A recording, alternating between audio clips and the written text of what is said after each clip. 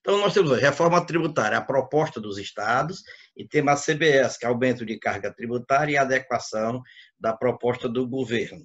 Esses dois temas nós vamos colocar como temas centrais do nosso encontro de hoje, mas, obviamente, que nós vamos caminhar mais um pouquinho para outros assuntos que são correlatos. Vocês estão vendo aí que eu estou até mais bonito aí na foto, né? Isso é um trabalho da Roberta. A Roberta está na tela conosco aí também, nossa colega advogada. Muito bem.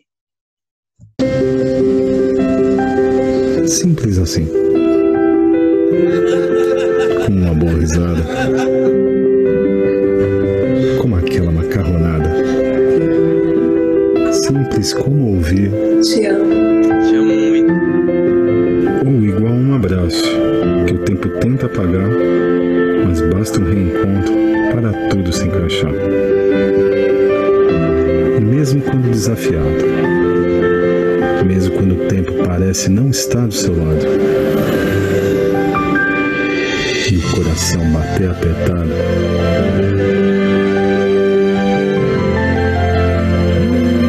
você sabe que não está sozinho.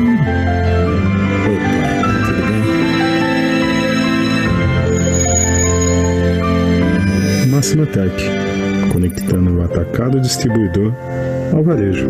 Simples assim. Muito bem. Boa tarde a todos poderosos. Desculpe o atraso, mas cheguei. Seja bem-vindo, Ana Cristina, nossa ministra. Cruz credo. Cristina é a ministra. Seja bem-vinda. Muito bem. Reforma tributária, proposta dos estados. A questão de maior relevo nessa reforma tributária é exatamente a questão do ICMS, que é a legislação mais complexa. Nós temos a Constituição Federal, temos a Lei Candir, que é uma lei complementar, e depois temos 27 leis estaduais, 26 estaduais e uma distrital, criando o seu ICMS na sua localidade. Depois nós temos diversas leis tratando de sistemas de apuração, de incentivos fiscais, convênios do CONFAS. Então, o ICMS é o conjunto de legislação mais complexo que nós podemos ter em um país, e o Brasil é o que o tem. O que os estados querem? Primeira proposta do Raul, que é a PEC 110, traz a criação de um órgão gestor do imposto do IBS, exatamente nos moldes do Conselho Gestor, do Comitê Gestor do Simples Nacional. Só que esse Comitê Gestor do Simples Nacional, a administração é do Ministério da Fazenda.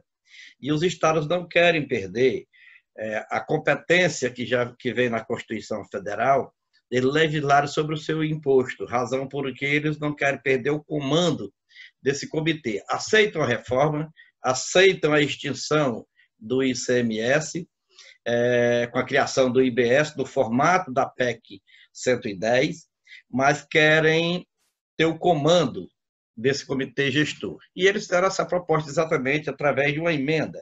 Agora, o interessante é que o presidente do CONCEFAZ, que é o Comitê Nacional de Secretários da Fazenda, Finanças, Receita e Tributação dos Estados e do Distrito Federal, que é o Rafael Fonteles, ele é o secretário da Fazenda do Estado do Piauí, numa live recente, discutindo na comissão mista que estuda as propostas da reforma tributária, eles defenderam uma proposta que fizeram, a proposta 192 de 2019, que só agora veio à tona, que foi apresentada pelo deputado Herculano Passo, do MDB de São Paulo, mas ele é oriundo, o texto é oriundo do CONCEFAZ, ou seja, dos secretários de Fazenda. Eles enxugam a PEC 110 e lançam como emenda da PEC 45.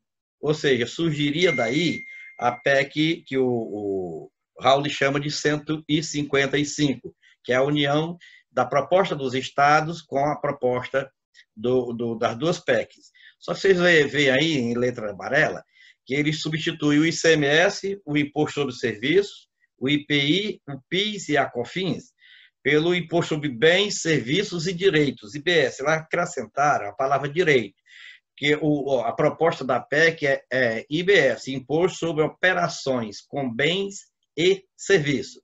Tecnicamente, essa proposta de imposto sobre bens, serviços e direitos está mais correta. Por quê?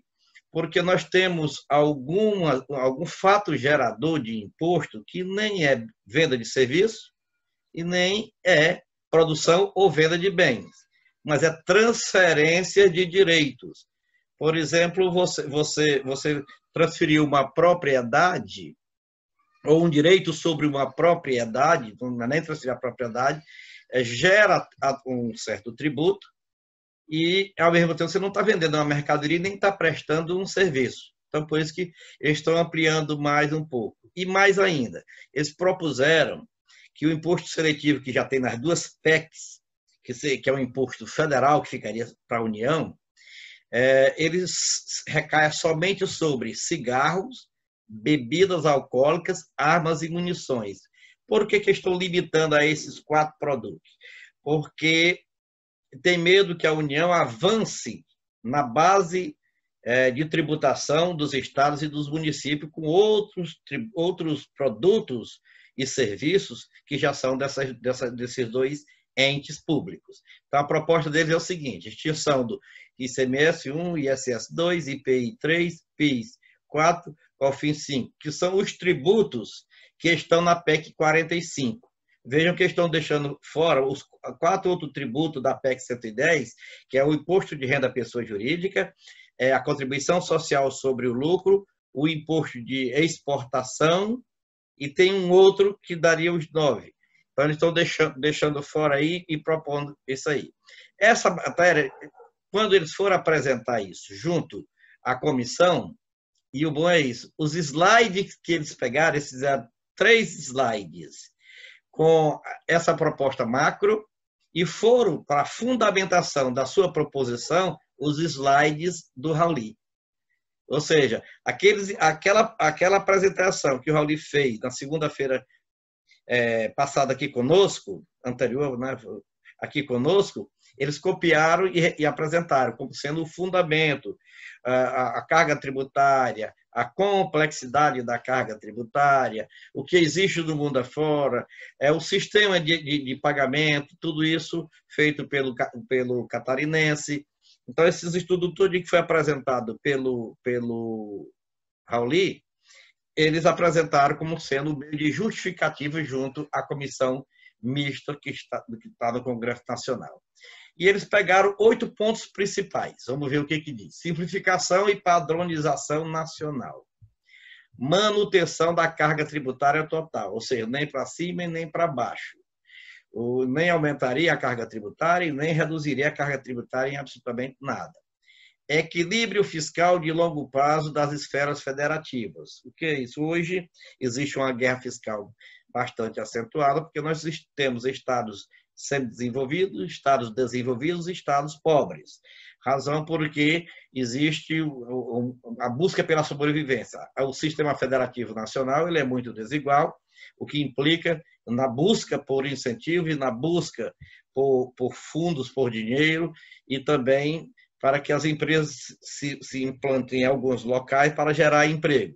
Então, esse desequilíbrio eles querem combater ao longo da implementação da reforma tributária, trazendo um tratamento igualitário, cujas diferenças serão tratadas por 2 fundos que nós vamos comentar mais na frente um pouco. Princípio do destino. Esse princípio do destino é que o tributo seria pago, o IBS seria pago ao estado onde está localizado o consumidor do serviço ou do produto. Isso já está na proposta 110 e na proposta 45. Por conseguinte, o princípio do destino já é um ponto comum. Assegurar competência tributária aos entes da federação compatível com as responsabilidades que lhes são atribuídas pela Constituição Federal. O que aconteceu? A Constituição de 1988 atribuiu diversas obrigações aos municípios e aos estados. E na hora da divisão do bolo tributário, a União ficou com uma fatia maior. Então, diversas atribuições que eram da União passaram a ser dos estados e dos municípios. Por exemplo, você não via falar da polícia municipal ou daqueles guardas municipais, que hoje tem uma espécie de polícia administrativa dentro dos municípios e não teve a fonte de receita para esses municípios manterem esse novo serviço. E assim, diversos serviços foram passados em 1988, com a nova Constituição Federal, para os estados e municípios. Eles querem, com isso, manter a sua competência de instituir imposto para suprir essas obrigações. Então, eles querem assegurar a competência tributária.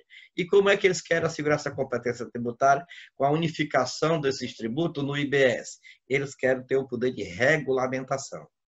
Então, o poder de regulamentação, como se diz, hoje está proposto que é um comitê, mas esse comitê, tanto na PEC, está previsto na PEC 110, seria administrado no mesmo modelo do comitê, repito, comitê do Simples Nacional. E quem administra o poder central é da União. Eles querem tirar a União dessa administração e fazer um órgão paritário, em que tivesse representação da União, mas o presidente desse colegiado fosse indicado pelos governadores dos estados e tivesse também uma representação proporcional dos municípios. Mas toda a regulamentação, assim como hoje a regulamentação do Simples Nacional é feita pelo Comitê Gestor do Simples Nacional, que é o CGSN, seria também por esse comitê do IBS.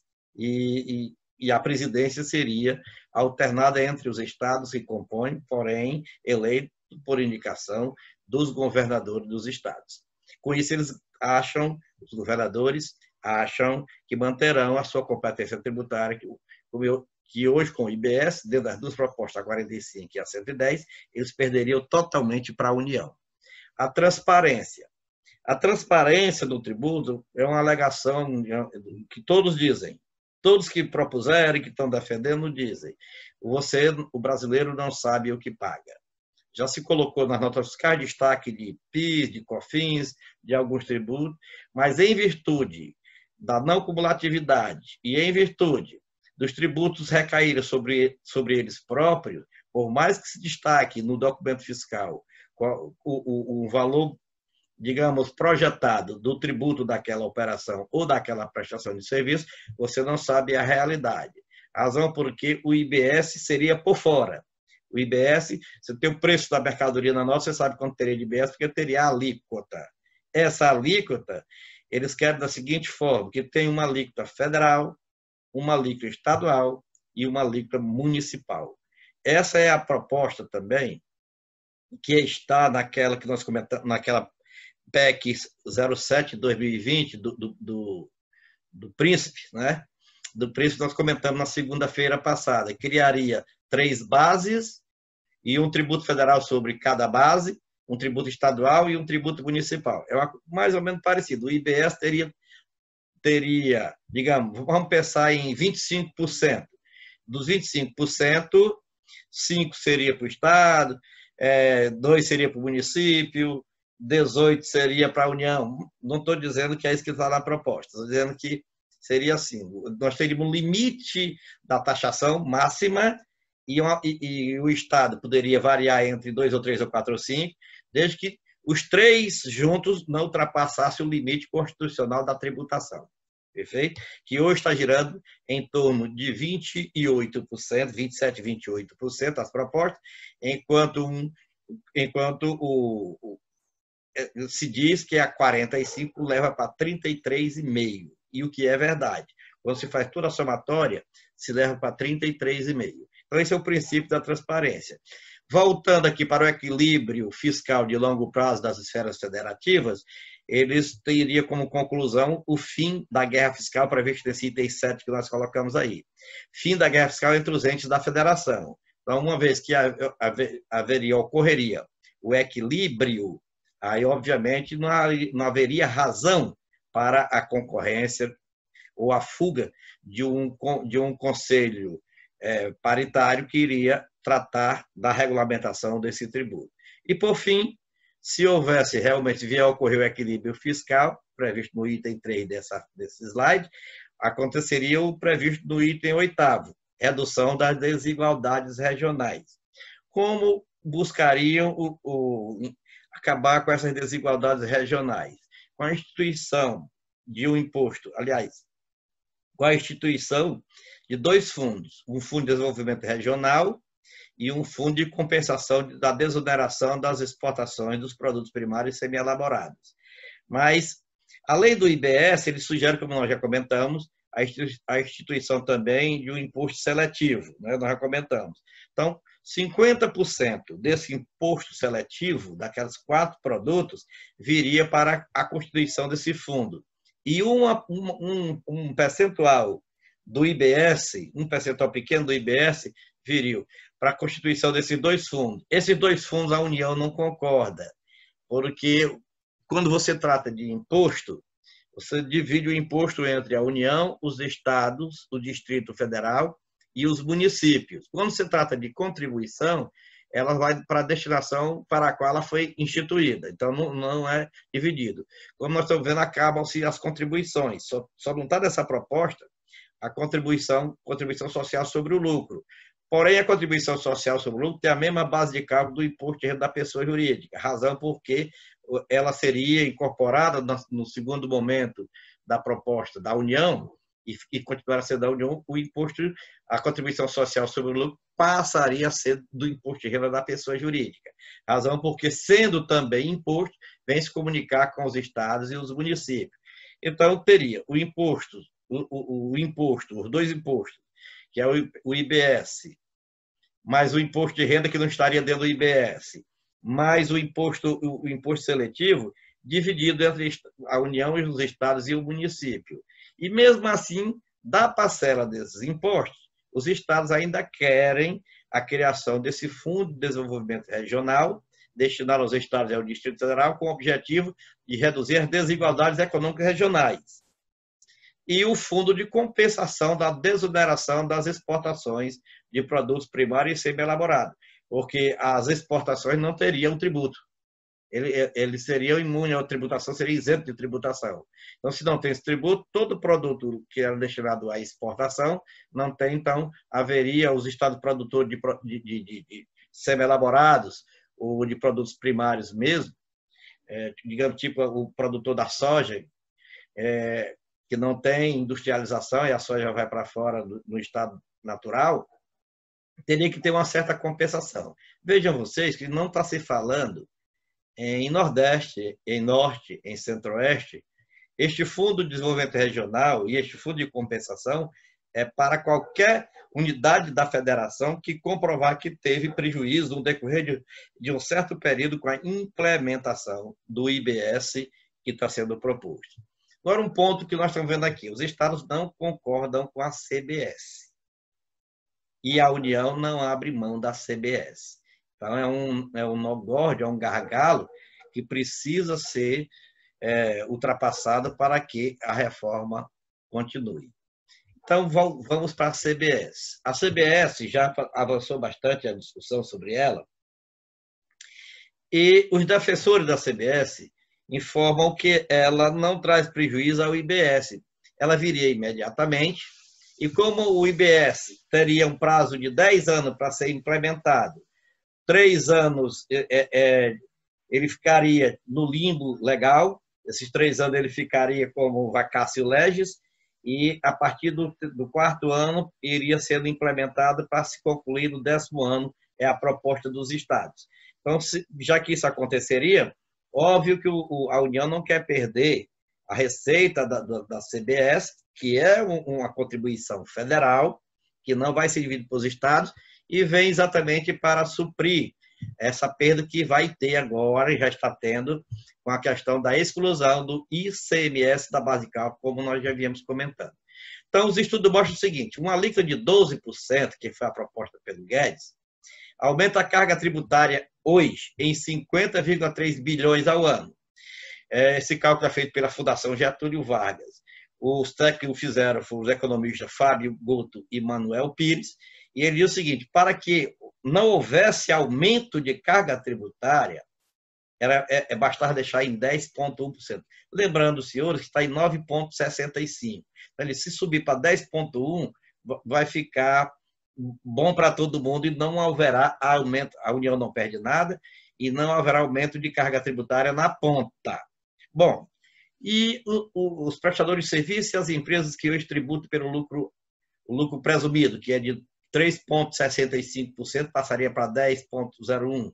Como ficaria isso aí? Bom, primeiro, todos eles agora, a linguagem é uma só. O relator está dizendo isso, é um deputado federal da Paraíba, é o relator. O assessor e a assessora do Ministério da Fazenda, que é a Canado e o Domingos, eu me esqueci o nome dele, mas vocês sabem quem eu estou falando. Também a defende que não pode fazer uma reforma setorial, ela tem que ser para todos, razão porque não pode estar dando segmento tratamento diferenciado. Então, por isso, ficaria em 10,1%, seria o ideal. O Paulo Guedes, em entrevista recente, disse que aceitaria reduzir até para 10%. Vejam bem que está se aproximando do 10,1%. Então, ele disse que o estudo que já foi feito poderá chegar a 10%, desde que ele tenha uma negociação com os estados e municípios para incluir no IVA nacional o IBS, o ICMS e o ISS. Então, vamos combinar da seguinte forma, deixando de fora o PIS e a COFINS, que será transformado em CBS, e unindo o imposto de renda, o IPI, o ICMS, o INSS, contribuição social sobre o lucro no IVA nacional, que é o mesmo IBS nacional, ou DU, o ministro disse que pode baixar a CBS de 12% para 10%. Então, vejam vocês que a coisa já tem caminhado no sentido de uma conscientização. Esse trabalho foi apresentado semana passada ao mesmo tempo que se defende a CBS, esse trabalho os estados defenderam, embora tenha sido apresentado em 2019, o primeiro encontro de trabalho mesmo foi feito com o Rafael Fonteles e a comissão, onde ele defendeu exatamente essas colocações que nós estamos trazendo para o conhecimento de vocês. Isso implica o quê?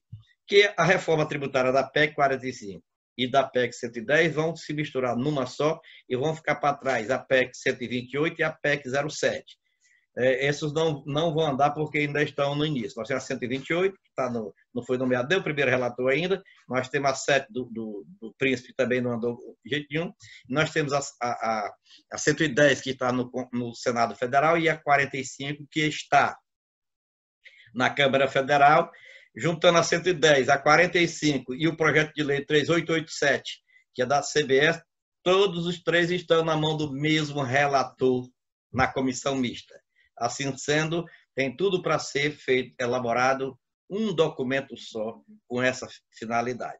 Eu vou encerrar a apresentação e nós vamos já discutir agora os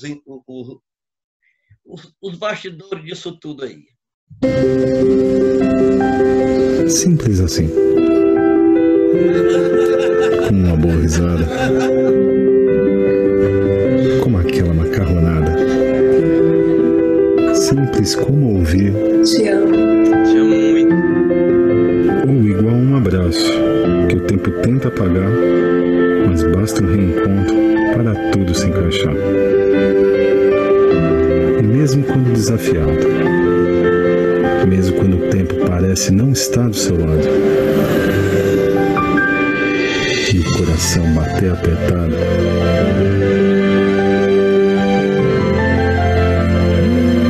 você sabe que não está sozinho. Oi, pai, tudo bem? Máxima Tech, conectando o atacado distribuidor ao varejo. Simples assim. Eu não deixei ela terminar e eu terminei. Simples assim.